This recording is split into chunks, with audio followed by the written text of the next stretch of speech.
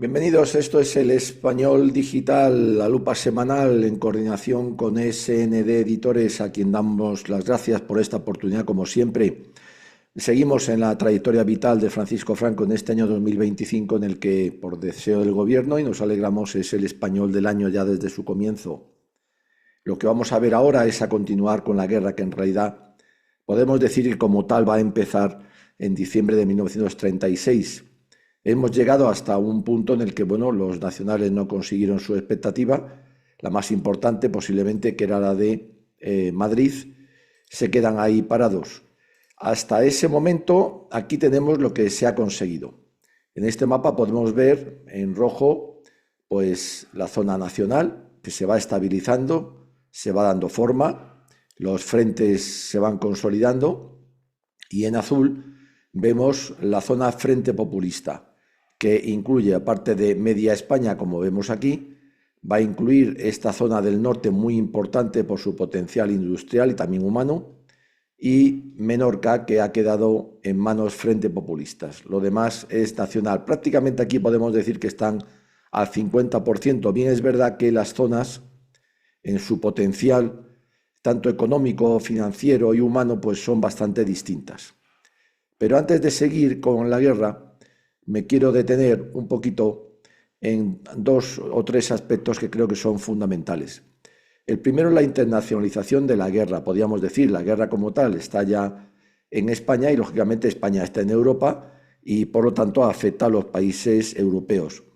Vamos a ver cómo están los países europeos. En Alemania tenemos a Hitler, que era el canciller de Alemania desde enero de 1933. Desde entonces Alemania venía dedicándose, pues, con ahínco y máxima eficacia, hay que reconocerlo, a corregir los graves problemas económicos y estructurales de todo tipo, también sociales, que la quejaban desde el final de la Primera Guerra Mundial, que había perdido y en cuyo final se le habían impuesto unas condiciones draconianas con el Tratado de Versalles. Desde el 33 y ya para el 36, que estamos al final del 36, diciembre, me estoy refiriendo a esa fecha, Alemania pues se había convertido, gracias a ese trabajo, en una nueva potencia mundial y era práctico líder de las naciones europeas. En el 36, donde estamos, finales del 36, el régimen nacionalsocialista pues levantaba, vamos a decir, muy pocas animadversiones en Europa, por no decir ninguna, a excepción de Rusia, la Rusia stalinista, que veremos ahora, lógicamente, y la Francia frente populista también, que veremos ahora también en breve. Y, por supuesto, de esa parte de España frente populista. Su política exterior no daba muestras de agresividad ninguna, únicamente Hitler se venía dedicando y estaba empeñado poco a poco, todavía estamos en el 36, a corregir lo que se le había mal impuesto con el Tratado de Versalles, por lo que la Alemania, el régimen nacionalsocialista, formaba parte del pleno derecho de la comunidad internacional, en la cual además tenía una voz que se escuchaba con muchísima atención debido a su potencial. En Italia, pues Benito Mussolini venía ostentando el poder desde 1921 y había convertido a Italia en una muy próspera nación cuya pertenencia a la comunidad internacional también era total, incluido el régimen de Mussolini, el régimen fascista por el que gobernaba, que no planteaba problema alguno en Europa ni en la comunidad internacional. Todo lo contrario, era muy respetado por sus logros, excepción hecha también, hay que decirlo, de la URSS, de Francia y, por supuesto, de la parte Frente Populista de España. En Francia, pues Léon Blum, socialista, era el presidente en ese momento, desde junio de 1936, habiendo constituido su gobierno sobre la base de los partidos que componían el Frente Popular, como el que se había formado aquí en España, marxista y revolucionario, por supuesto, muy parecido al español. Bueno, era así objetivo Francia, objetivo preferente, como venía siendo España, de maniobras subversivas bolcheviques que procedían de la URSS, aprovechando los graves problemas económicos y sociales que tenía Francia, como los que tenía España, menos tal vez, pero los tenía, que esta subversión intentaba excitar para provocar una revolución, como en España. Bien, esto es en cuanto, bueno, hay que decir que los franceses no llegaron a la guerra civil de milagro, fueron más listos que nosotros. ¿Por qué? Porque la izquierda no se vendió tanto a la URSS, la izquierda no era tan antinacional, ni mucho menos como la española, como sigue siendo ahora. En la URSS, pues Stalin, para qué decir, dueño y señor de la URSS, desde 1922, era el secretario general del Partido Comunista de todas las Rusias, y los problemas económicos y sociales heredados de la Rusia zarista, pues no solo no se habían corregido, sino que incluso habían empeorado muchos aspectos. Sobre todo, vamos a ver la dictadura del proletariado imperante desde la revolución bolchevique del 17 y mucho más. Con Stalin, pues era brutal, la gobernaba con mano de hierro. Habría que recordar el Holodomor de Ucrania, ahora que está de moda y demás. En el Reino Unido, bueno, el primer ministro era Stanley Baldwin, pues miraba el continente como siempre con distancia, con suspicacias. Los Estados Unidos, Roosevelt, permanecían en un letargo, alejados. No les interesaba mucho todavía Europa, como va a ocurrir después con la Segunda Guerra Mundial.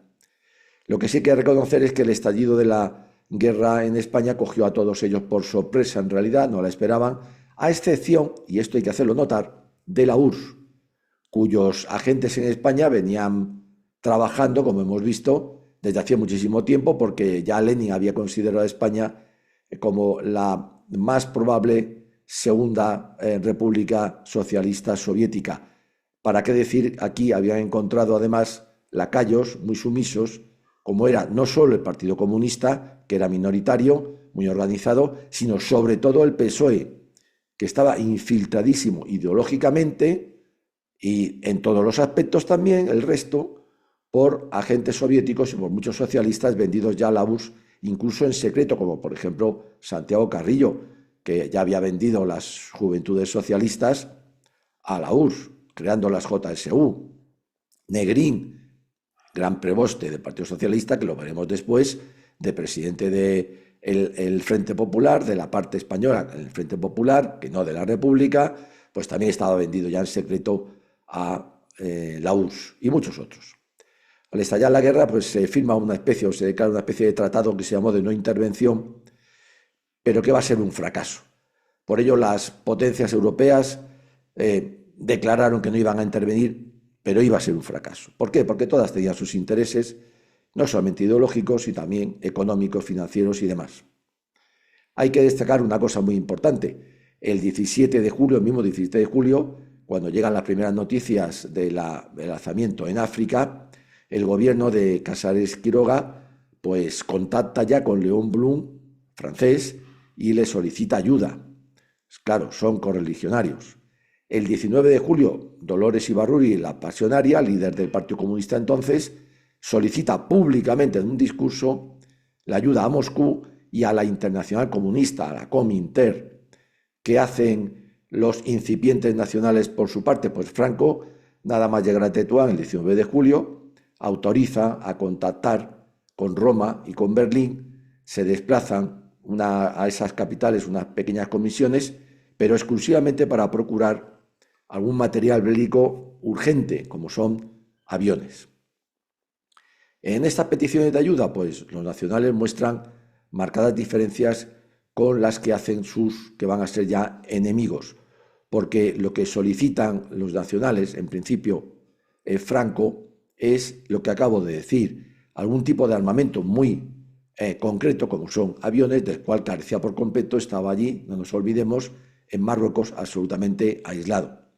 Pero no piensa en ningún momento en más ayuda de ningún tipo, sino solamente esa. ¿Por qué? Porque siguen creyendo que conseguirán derribar al gobierno del Frente Popular, que es su objetivo, y de alguna manera reestablecer la República dentro del orden y la ley. No necesitan más. Por su parte, los partidos que hemos nombrado, comunistas, socialistas y demás, lo que sí que piden ya es una ayuda total, no solo en armamento, sino en asesores, financiación, económicamente hablando también, y por supuesto humana. El acuerdo de no intervención, vuelvo a repetirlo, pues resultará un fracaso porque todos tienen sus intereses. Me refiero ahora un poquito a la aportación humana. Creo que es interesante, brevemente. Por parte del Frente Populista, pues va a ser fundamentalmente de la URSS y de los internacionales, de la Cominter, o sea, de la Internacional Comunista, que va a reclutar gente donde puede. Va a tocar a rebato, va a tocar la corneta y de luego van a acudir muchos, todos fundamentalmente comunistas, que van a formar lo que se van a llamar las brigadas internacionales, por la cual van a pasar durante toda la guerra hasta que se vayan en el año 38 unos 70.000 hombres. Se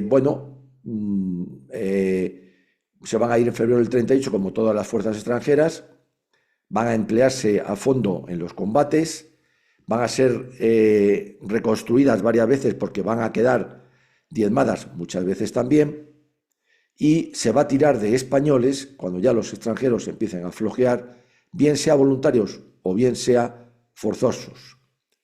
En total, bueno, si de extranjeros van a pasar unos 70.000 con los españoles que también van a formar en esas brigadas internacionales, pues se puede llegar casi incluso a hablar de un número de 120.000 los que van a integrar todo este conjunto. Nos interesa centrarnos en los extranjeros.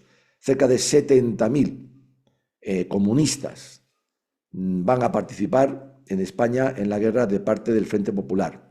Muertos, unos 10.000, siempre son cifras categóricas. Muchos de ellos también por castigos dentro de las propias brigadas internacionales. El 85% de dichos extranjeros pues eran comunistas, todos por supuesto. El resto socialistas, algunos anarquistas. Y en ella hubo representantes de hasta 69 naciones.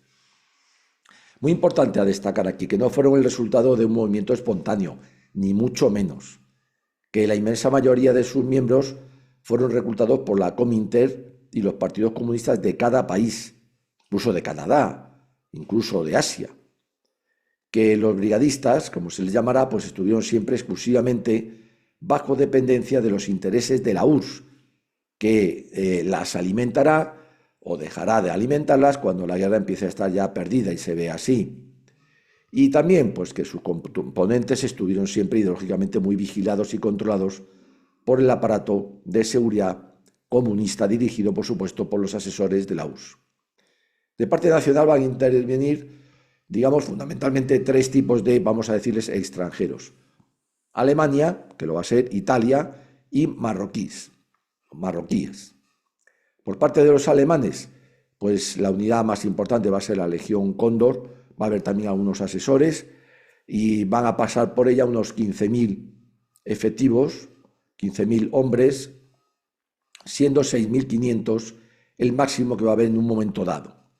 Van a morir 171. Italianos, pues van a formar también el cuerpo de voluntarios italianos, por él van a pasar unos 70.000 hombres, de los cuales van a resultar muertos unos 4.500.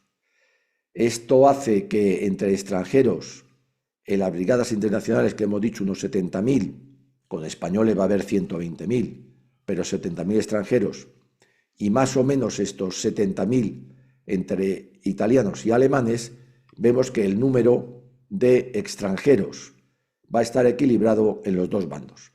Hay que añadir, eso sí, los marroquíes, que entonces, como pertenecían al protectorado, digamos que no se les consideraba extranjeros absolutamente como tales, de alguna manera era casi parte de España. Marroquíes, pues van a participar otros 70.000, grosso modo, números redondos, de los cuales van a morir o van a causar baja, mejor dicho, unos 25.000 entre muertos y heridos. Esto es importante tenerlo en cuenta. Ahora vamos a ver la aportación en cuanto a armamento que van a prodigar tanto unos como otros, me refiero a países extranjeros. La he resumido aquí, vamos a verla, creo que es interesante también para aclarar algunas ideas. Hasta marzo del 37, o sea, la ayuda, digamos, más urgente que va a llegar a España va a ser a los nacionales y a los rojos o frente populistas, aviones, unos 637 o 637, son cifras posiblemente muy exactas, y 817. Carros de combate, 106, aquí el desequilibrio es brutal. Cañones, pues prácticamente a la par, digamos. Armas automáticas, también aquí el desequilibrio a favor del Frente Popular es brutal, casi el doble. En fusiles, pues lo mismo, casi el doble a favor del Frente Popular. Y en proyectiles de cañón, muy importante para alimentar esa artillería, van a estar en cambio prácticamente casi igualadas. En cartuchos de fusilería, pistolas, ametralladora y demás, pues muy a favor, prácticamente 2 veces más a favor del Frente Popular con estos 671 millones. De aviones, para entonces muy importante, la aviación de guerra estaba muy incipiente en todos los países, se va a consolidar como arma fundamental en nuestra guerra, para qué decir después en la Segunda Guerra Mundial. Bueno, pues aquí los he reflejado también más en concreto de estos 637 aviones, pues italianos y alemanes van a estar a la par y hay 4 de otros países. En el Frente Popular, pues la mayoría van a ser de la URSS y también habrá bastantes de origen francés. Eso en cuanto a la aportación armamentística hasta marzo del 37. Vamos a ver ahora la total en toda la guerra. El suministro de armamento de Alemania e Italia a los nacionales, va a haber otros países también que van a ver aquí otros aviones, por ejemplo, fundamentalmente, pues va a ser de aviones 1420, tanquetas en realidad, porque es que los alemanes no tenían carros de combate como tal. Esto es algo muy importante a tener en cuenta por la potencia de esta arma, pues unos 351 entre Alemania y Francia, cañones 1700, ametralladoras y otras armas automáticas 11.000 y pico, fusiles, pues casi 500.000, no llega, proyectiles de cañón en millones es esto, 9 millones, va a aportar mucho más Italia, fabricaba más, por cierto, entonces, y cartuchos de fusilería, pistola, ametralladoras y demás, 577 millones. Vamos a decir también que hubo, muy importante, se cogió a los frentes populistas el transporte mar Cantábrico entero, donde venían 38 aviones de varios países y 22 italianos. Eso fue un hecho también muy importante. A los frentes populistas de la URSS, 1.475 aparatos, carros de combate 632, cañones 1.895, ametralladoras 15.000, fusiles 500.000, 500.000, después proyectiles de cañón en millones, 6 millones y 862 millones para fusilería.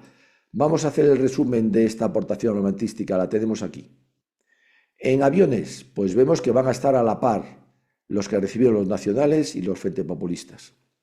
En carros y tanquetas, claro, aquí hay el doble los que reciben los frentes populistas, pero además es que son mucho mejores porque la mayoría son carros, mientras que estas de los nacionales eran tanquetas. Estos van armados con cañón, estos con ametralladora. Cañones de diversos calibres, por supuesto, pues están casi a la par lo que se recibió en toda la guerra, repetimos. Ametralladoras y armas automáticas, algo más, no significativamente, pero algo más los frentes populistas. En fusiles, número de fusiles, pues están prácticamente a la par, aunque es verdad que nuevamente más los frentes populistas. En proyectiles de cañón, en cambio, es curioso que los nacionales recibieron 9 millones por 6 de los frentes populistas, es decir, más, sustancialmente más para arma tan importante. Y en cuanto a cartuchos, fusilería, ametralladora, pistolas, mucho más los frentes populistas. Esto es importante tenerlo en cuenta. En realidad hay equilibrio en aviones y en todo lo demás no es que haya un gran desequilibrio, pero sí sale bastante beneficiado los frentes populistas. Y ahora voy a terminar también con algo que creo que es importante tener en cuenta, porque claro, es que sin dinero no se puede hacer nada. Vamos a ver las reservas, muy importantes, cómo quedaron a 18 de julio de 1936, es decir, cuando empieza, digamos, el alzamiento y la guerra. Pues aquí lo tenemos. Por supuesto, vamos a hablar en toneladas, lo que había en toda España. Había el 100% está en toda España. ¿Qué quedó en la zona nacional? Pues prácticamente nada. 9 millones de estas reservas de pesetas oro, que supone un 0,36%. En la zona frente populista, Pues aquí lo tenemos. El 99,63% quedó en la zona Frente Populista. Que va a salir de España, lo sabemos, el famoso, digamos, oro de Moscú, pero también hubo el oro de París, va a salir de España rápidamente cuando termina el 36, prácticamente no va a quedar nada más que un 3,04%. Podemos alargarlo si quieren hasta febrero del 36. Desde septiembre del 36 empieza a salir las reservas de España, ese 99,63, de las cuales en febrero del 37, es decir, en apenas unos meses, no va a quedar absolutamente nada. No vamos a volver a verlo. Y va a quedar la mayoría, por supuesto, en la URSS, el 70%, pero también parte va a quedar en Francia. Esto es tremendo, esto es una de las mayores traiciones que se puede achacar también al Frente Popular, porque no hay tampoco parangón en otros países. En otras naciones pudo haber revoluciones, guerras civiles, lo que sea, pero ninguno de los bandos enfrentados en ellas despojó a sus países, a sus naciones, de sus reservas financieras. Esto es un crimen de lesa patria del cual prácticamente hoy todo el mundo se ha olvidado, pero que las cifras son importantes, las repito. En zona nacional, de ese 100% de reservas, pesetas oro, quedó solo el 0,37. En zona Frente Populista, el 99,63, que terminó reduciéndose al 3,04%. En cuanto a oro, en cuanto a plata, pues prácticamente lo mismo. En zona nacional quedó el 18% y en zona Frente Populista el 81%, que también salió de España. Esto es algo terrible que no podemos olvidar y que había que exigirle al PSOE, a Sumar, a Izquierda Unida, al comunismo de hoy día, que lo devolviera. Bueno, pues está claro que no hay intención y se va a lograr nunca. Eso está también muy claro. Y dicho esto, vamos a ver la primera gran operación ya de la guerra que se va a realizar en enero de 1937, que va a ser la liberación, la primera de todas las capitales que se va a liberar en manos del Frente Popular, la liberación de Málaga. Bueno, aquí tenemos el croquis para entender un poco cómo había quedado Málaga. El alzamiento, sabemos que había fracasado en Málaga, en parte por la indecisión del jefe de su guarnición, que se dejó convencer por Madrid y depuso su actitud, y en parte porque las fuerzas revolucionarias allí pues eran muy considerables, así como también muy agresivas, muy radicales. Fracasa el alzamiento y Málaga pues se tiñó de sangre porque se dedicaron a lo de siempre. Incapaces de todas maneras de dotarse de una mínima organización militar útil para la guerra, la exitosa evolución de las diversas acciones nacionales en Andalucía que hemos visto, se empezó con un trocito entre Algeciras y Cádiz, se fue extendiendo, pues consiguió, cuando ya se libera también Granada, definitivamente pues que Málaga, como vemos ahí, y su comarca quedara aislada, quedara convertida en una bolsa, dentro de la cual, pues de alguna u otra forma, vivían o malvivían los frente populistas, y sobre todo los que vivían peor eran los no, digamos, adictos a su ideología. Desde ese instante, pues todo fue de mal en peor en la bolsa malagueña, porque además también el, vamos a decir, gobierno frente populista la abandonó, consciente de que aquello era muy difícil de defender, hasta tal punto que incluso la flota, que tenía en Málaga una de sus bases principales, se trasladó a Cartagena, con lo cual ya la situación se hacía más que claramente imposible para Málaga. El número de fuerzas de que disponían al principio los frentepopulistas en Málaga pues no era inferior a unos 7.500 hombres, más o menos, 34 piezas de artillería y tenían 14 aviones, a los que hay que sumar una cantidad difícilmente calculable, pero sin duda muy elevada, de milicianos, de voluntarios. Lo que he dicho, esos 7.500 eran, vamos a decir, tropas regulares, que no podían bajar unos 7.000, estos los frentes populistas, es decir, que en esa bolsa de Málaga, para defenderla, los frentes populistas, entre tropas regulares y milicianos tenían unos 14.500 hombres, 34 piezas de artillería y 14 aviones. El problema, agudizado por el aislamiento en que quedó la zona, lo constituía el hecho de que todo, tanto lo civil como lo militar, cayó en manos de una muy incompetente, autodenominada Junta de Defensa, constituida, como siempre, pues ¿por quién? Pues por los dirigentes de los partidos políticos y de las centrales sindicales, todos ellos, como sabemos, revolucionarios, a cuyo frente pues pusieron al coronel Villalba, que aparte de no ser una lumbrera, pues venía de Aragón, donde había sido la clave para que fracasara el alzamiento en Barbastro. Había estado en la conspiración, pero al final, por una u otra cuestión, se arrugó. Bien, eso es lo que tenemos en Málaga. Tras su aislamiento, pues ya, como digo, todo era inútil. Incluso, voy a repetir, porque esto es muy importante, el gobierno Frente Populista renunció a dar un solo hombre por Málaga. Los que allí quedaron, allí tenían que componérselas. Para los nacionales, bueno, pues debido a la angustiosa escasez de fuerzas que les aquejaba en estos primeros meses en todos los frentes y conscientes de que, bueno, al fin y al cabo Málaga era algo secundario una vez que había quedado aislado por completo y no había posibilidad de escapar de ahí, máxime cuando además la flota se había trasladado a Cartagena, o sea que emprender una acción sobre Málaga urgente, rápida, veloz, para intentar hacerse con esa flota también ya era imposible, pues el mando nacional Franco ya consideró que aquello había que esperar a tener fuerzas suficientes para liberarlo y sobre todo asegurar también el golpe, no se podía arriesgar a tener fracasos. Bueno, ¿cuándo se van a tener esas tropas? Pues cuando sucede algo muy interesante. El 22 de diciembre del 36 desembarcan en Cádiz las primeras tropas italianas, de las cuales se sabía poco, no se sabía realmente si iban a funcionar bien o mal, etcétera, eran voluntarios, bienvenidos todos, pero había que probarlos. ¿Cuándo se van a probar? Pues en Málaga, quedaba cerca y además para Queipo,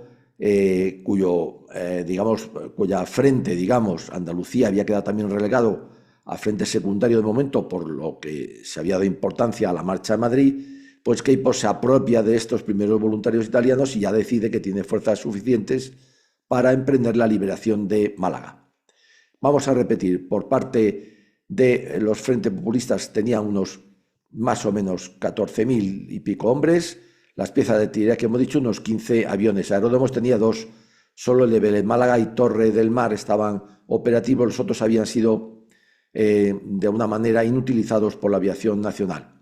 Eso sí, estas tropas de pésima calidad, bajísima disciplina, bajísima moral, desmoralizados, conscientes de que aquello pues se terminaría en cualquier momento. Los nacionales pues van a acumular aquí 17.000, casi 18.000 efectivos, algo muy importante, es decir, van a estar por primera vez en efectivos por encima de sus enemigos, los frentes populistas. De estos 17, 18.000, 11.500 más o menos eran españoles y 6.500, alrededor de 6.500 italianos, mandados por el general Arnaldi, se le llamó Rossi. Bien, la idea de maniobra, pues vamos a ponerla, porque la cuestión fue muy sencilla, claro, en una bolsa como esa solamente hay una maniobra posible. La idea de maniobra para la liberación de Málaga pues se diseñó en 2 fases. En una primera se llevaría a cabo diversos movimientos en su límite oeste y en su límite este, pegados al mar, para corregir la línea de contacto existente. ¿A fin de qué? Pues de conseguir bases de partida idóneas para la segunda fase. La segunda fase se debía realizar ya un ataque principal confluyendo todo sobre la capital, que era el objetivo por excelencia, claro. La primera se llevaría a cabo exclusivamente estas de aquí y estas de aquí y aquí por tropas españolas, y ya en las demás había que coordinarse con las italianas. Aquí vuelvo a repetir, existía esa duda de cómo se iban a comportar y también de cómo se iba todo a articular para que esa coordinación, que era importantísima, resultara. La intención no expresada por los mandos nacionales, ni siquiera por Franco, era una vez liberado Málaga, continuar con esas fuerzas hacia Almería, pero esto ni siquiera se estaba en la mente, pero ni siquiera se decía porque había que esperar a ver cómo todo se desarrollaba y si después había posibilidades de continuar hacia Almería. Bueno, en un clima de absoluta confianza, hay que reconocerlo por parte de los nacionales, como es lógico también, dotados de esa superioridad numérica e incluso material que habían logrado en estos meses, pues Queipo inicia esta maniobra de liberación de Málaga el 14 de enero de 1937. Va a ser esta la primera gran operación. La segunda fase va a iniciarse 15 días después, el 5 de febrero, situando Queipo su puesto de mando en Antequera. Curiosamente, donde ese mismo día, el 5 de febrero del 37, le visitará el caudillo, ya caudillo, Franco, que permaneció todo ese día allí para comprobar que todo marchaba según lo planeado, lo cual para él se convenció por la noche de ese 5 de febrero y esa misma noche abandonaba Antequera, se trasladaba a Sevilla, porque además ya llegaban las primeras noticias del el envite de la que vamos a llamar Batalla del Jarama. La Armada Nacional tuvo también su participación, lógicamente, en la liberación de Málaga, porque desde el mar apoyó a las fuerzas de tierra con sus cañones. Esto también es muy importante. Bueno, pues ahí queda. Se libera el 8 de febrero, se libera, perdón, el 8 de febrero se libera Málaga, la capital malagueña, y ahí, bueno, pues con eso se termina esta primera gran operación. Nosotros también lo dejamos aquí. Les damos las gracias por seguirnos y, como siempre, gritamos: viva siempre españoles, viva siempre España.